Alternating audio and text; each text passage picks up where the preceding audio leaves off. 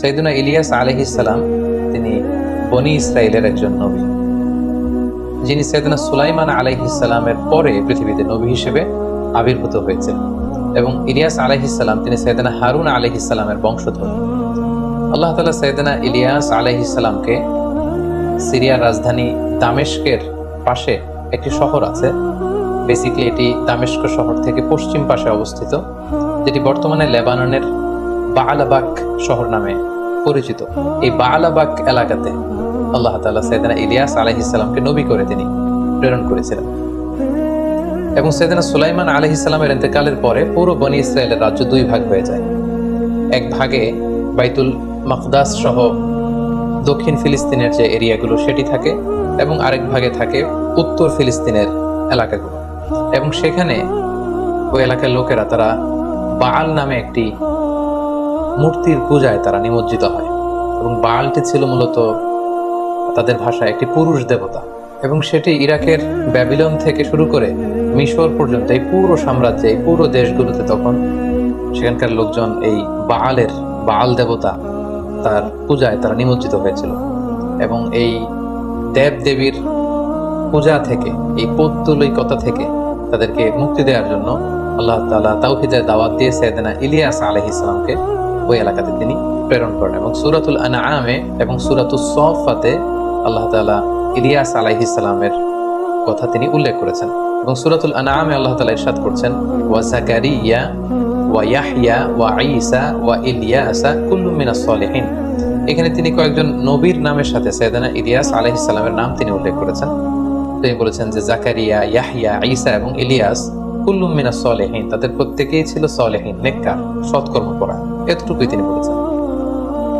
সূরাতু আস-সাফফাত এর 123 নম্বর আয়াত থেকে শুরু করে 135 নম্বর আয়াত পর্যন্ত আল্লাহ তাআলা বেসিক্যালি ইলিয়াস আলাইহিস সালামকে তিনি বাআলাবাক শহরে যে পাঠিয়েছেন এবং তারা যে বাআল দেবতার পূজা করত, এই মূর্তিটির পূজা করত, তিনি কিভাবে দাওয়াত দিলেন, তার দাওয়াতের রিজেকশন কিভাবে হলো, খুব সংক্ষেপে তিনি সূরাতুস সাফফাতের ভেতরে সেটি তুলে ধরেছেন। যেমন আল্লাহ তাআলা বলছেন, ওয়া ইন্না ইলিয়াসা লামিনাল মুরসালিন। সূরাতুস সাফফাতে আল্লাহ বলছেন যে নিশ্চয়ই ইলিয়াস হচ্ছে রাসূলদের অন্তর্ভুক্ত। ইয ক্বালা লিকওমিহি আলা তাত্তাকুন।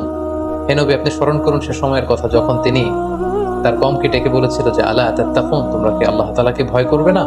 আতাদউনা বাআলাও ওয়া তাদারুনা আহসানাল খালিকিন।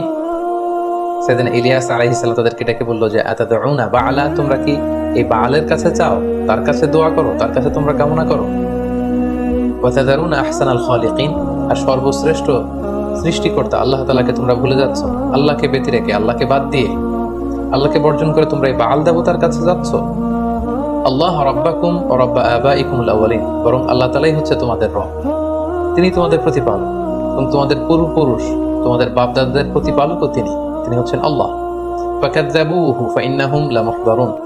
কিন্তু তারা সাইয়েদনা ইলিয়াস আলাইহিস সালামের এই দাওয়াতকে প্রত্যাখ্যান করল, রিজেক্ট করল, যেটা সব নবীদের ক্ষেত্রেই হয়েছে।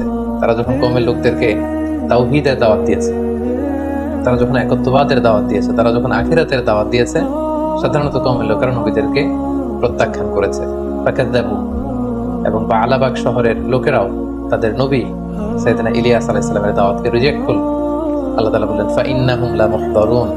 আজকে এই পৃথিবীতে তোমরা আমার পাঠানো নবীর দাওয়াতকে প্রত্যাখ্যান করছো। ফাইন্নাহুম লামুহদারুন, অবশ্যই তারা সেদিন আযাবের সামনে উপস্থিত হবে, জাহান্নামে তাদেরকে উপস্থিত সেদিন করা হবে। ইল্লা ইবাদাল্লাহিল মুখলাসিন, তবে আল্লাহর একনিষ্ঠ বান্দা যারা, তারা ছাড়া। ওয়া তারাকনা আলাইহি ফিল আখিরিন, আর আমি পরবর্তী প্রজন্মের কাছে ইলিয়াসের সুনাম সুখ্যাতি আমি ছড়িয়েছি। যেমন আজ পর্যন্ত আমরা সাইয়েদনা ইলিয়াস আলাইহিস সালামের জন্য দোয়া করি, তার জীবনী থেকে শিক্ষা খোঁজার চেষ্টা করি, এবং তার নামকে আল্লাহ তাআলা একাধিকবার তিনি কালামুল্লাহ মাজিদে কিন্তু উল্লেখ করেছেন। এরপর আল্লাহ তাআলা বললেন, সালামুন আলা ইলিয়াসিন, ইলিয়াসের উপর আল্লাহ তাআলা শান্তি বর্ষিত হোক।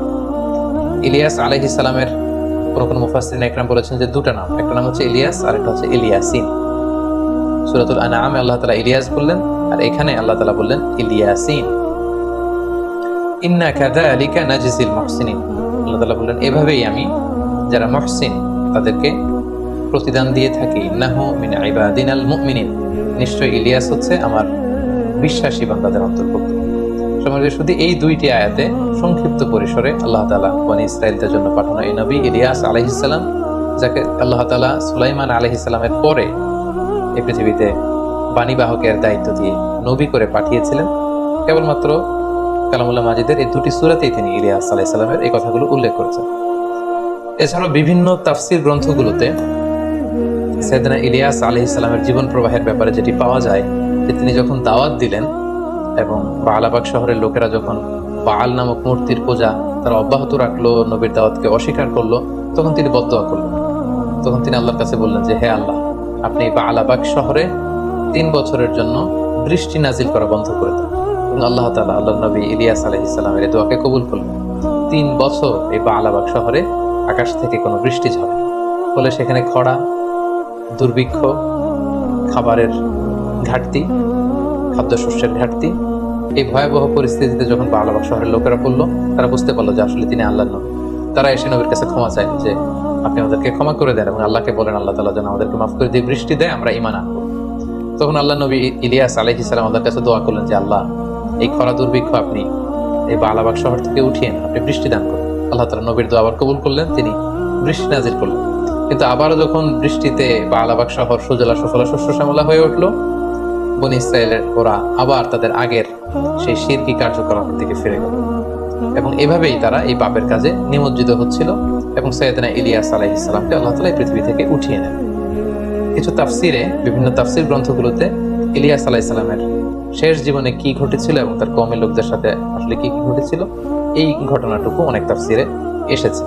সম্মানিত শুধু এই হচ্ছে কালামুল্লাহ মাজিদে বর্ণিত ইলিয়াস আলাইহিস সালামের ব্যাপারে খুব সংক্ষিপ্ত কিছু বর্ণনা। এ পর্যায়ে আমরা যদি ইলিয়াস আলাইহিস সালামের জীবনী থেকে কিছু লেসন খুঁজে বের করতে চাই, তাহলে আমরা সর্বপ্রথম এটা বলবো যে এই সমস্ত নবীদের ঘটনাগুলো আল্লাহ তাআলা কালামুল্লাহ মাজিদে স্থান দিয়েছেন এই কারণে, যাতে করে তিনি তাদের ঘটনা বর্ণনা করবার মধ্য দিয়ে বিষ্ণু ঈসা ইসলামকে তিনি সান্ত্বনা দিতে পারেন। কারণ আমরা জানি শুরুর দিকে মক্কাতে রাসূল সাল্লাল্লাহু আলাইহি ওয়াসাল্লামের দাওয়াতকে প্রত্যাখ্যান করা হয়েছিল, তাকে পাগল গণক বলে গালি দেওয়া হয়েছিল। রাসূল সাল্লাল্লাহু আলাইহি ওয়াসাল্লাম যাতে মনোবল হারিয়ে না ফেলেন, অধৈর্য যেন না হয়ে যান, তিনি যেন ধৈর্যশীল থাকেন, সেজন্য রাসূল সাল্লাল্লাহু আলাইহি ওয়াসাল্লামকে সান্ত্বনা দেওয়ার জন্য এই ঘটনাগুলো রাসূলুল্লাহ সাল্লাল্লাহু আলাইহি ওয়াসাল্লামকে শোনানো হয়েছে। কারণ একজন নবীর জন্য, একজন দাঈর জন্য রিজেকশন ইজ ভেরি কমন। এটা খুবই সিম্পল। নবীদের পুরো জীবনী থেকে আমরা এটাই দেখি যে তারা যখন সত্যের বাণী প্রচার করেছেন, আখিরাতের কথা বলেছেন, তাদেরকে রিজেক্ট করা হয়েছে। সো এখানে আমাদের আসলে মনোবল হারানোর কিছু নেই, nothing to be disappointed. So আমাদের রেসপন্সিবিলিটি হচ্ছে to preach only, not to force. আমরা ফোর্স করব না, আমরা শুধু প্রচার করে যাব। সাইয়ু মিন্না ওয়াল ইতমামু মিনাল্লাহ। আমাদের কাজ হচ্ছে চেষ্টা করা, সফলতা দেওয়ার মালিক হচ্ছেন আল্লাহ তাআলা। আল্লাহ তাআলা কোরআনে বলেছেন ইন্নাকা লা তাহদি মান আহবাবতা ওয়ালাকিন্নাল্লাহা ইয়াহদি মান ইয়াশা। হে নবী, আপনি যাকে চাইবেন তাকে হেদায়েত দিতে পারবেন, হেদায়েত দেওয়ার মালিক হচ্ছেন কেবলমাত্র আল্লাহ তাআলা। তাহলে এই শিক্ষাটা আমরা পেলাম যে রিজেকশন ইজ ভেরি কমন, কিন্তু একজন দাঈ তার কাজ হচ্ছে দাওয়া পৌঁছে দেওয়া, just to preach, not to force. 2 number যে ব্যাপারটি আমরা ইলিয়াস আলাইহিস সালামের জীবনী থেকে জানতে পারি সেটা হচ্ছে শিরক হচ্ছে সবচেয়ে বড় পাপ, এবং সেই পাপেই কিন্তু বালাবাগ নগরীর লোকেরা, ইলিয়াস আলাইহিস সালামের কওমের লোকেরা নিমজ্জিত ছিল এবং তারা স্পেশাল একটা দেবতার পূজা করত। দেবতাটার নাম হচ্ছে বাল, এবং এই বালের নামে আজও লেবাননের একটা শহর আছে বালাবাগ, বালাবাগ সিটি নামে আজও এই শহরটি কিন্তু সেখানে রয়েছে, অনেক প্রাচীন একটি শহর। এবং এই শিরকের গুনাহ আল্লাহ তাআলা কিন্তু কখনো ক্ষমা করেন না। ইন্নাল্লাহা লা ইয়াগফিরু আন ইউশরাকা বিহি ওয়া ইয়াগফিরু মা দুনা যালিকা লিমান ইয়াশা। আল্লাহ তাআলা চাইলে সব গুনাহ ক্ষমা করে দেন, কিন্তু তিনি শিরকের গুনাহ ক্ষমা করেন না, কারণ এটা সব পাপের সবচাইতে বড় পাপ, ভয়ঙ্করতম পাপ। এবং এই পাপ থেকে মানুষকে মুক্ত করবার জন্য, আল্লাহর পরিচয় দেবার জন্যই কিন্তু আল্লাহ তাআলা নবী রাসূলদেরকে পৃথিবীতে প্রেরণ করেছেন। এবং সকল নবীদের দাওয়াত কিন্তু একই রকম ছিল। তৃতীয়ত যে শিক্ষাটা আমরা পাই সেটা হচ্ছে সব নবীর একই দাওয়াত। সব নবী মূলত এসেছেন বান্দাদের সাথে আল্লাহ তাআলার একটা সম্পর্ক তৈরি করে দেওয়ার জন্য। হাজারো দেব দেবী, হাজারো খোদাকে বাদ দিয়ে এক খোদা, এক স্রষ্টার কাছে যেন আমরা অবনমিত হই, আমরা যেন আত্মসমর্পণ করি, আমরা যেন সারেন্ডার করি। এই শিক্ষাটা, এই তাওহীদের শিক্ষা, এই তাওহীদের বীজ আমাদের হৃদয়ে বপন করবার জন্যই কিন্তু যুগে যুগে আল্লাহ তাআলা নবী রাসূলদেরকে প্রেরণ করেছেন। এবং ইলিয়াস আলাইহিস সালাম একই কাজ করেছেন, দ্য সেম মিশন। বালাবাগ শহরে তিনিও কিন্তু সেই তাওহীদের দাওয়াত দিয়েছেন, এক আল্লাহর পথে মানুষকে তিনি ডেকেছেন এবং সকল সৃষ্টির গোলামের জিনজির থেকে মুক্ত হয়ে এক আল্লাহর দাস কিন্তু নবীরা আমাদেরকে বানাতে চেয়েছিলেন। আমরা যেন সব সময় সে আল্লাহ তাআলার কাছে চাই, আল্লাহর কাছে যেন আমরা ফিরে আসি। আল্লাহ তাআলা আমাদের সবাইকে কথাগুলো বোঝার ও আমল করার তৌফিক দান করুক। হাদা মা ইনদি ওয়াল ইলমু ইনদাল্লাহ আলাইহি তাওয়াক্কালতু ওয়া ইলাইহি উনীব। আসসালামু আলাইকুম ওয়া রাহমাতুল্লাহি ওয়া বারাকাতুহু।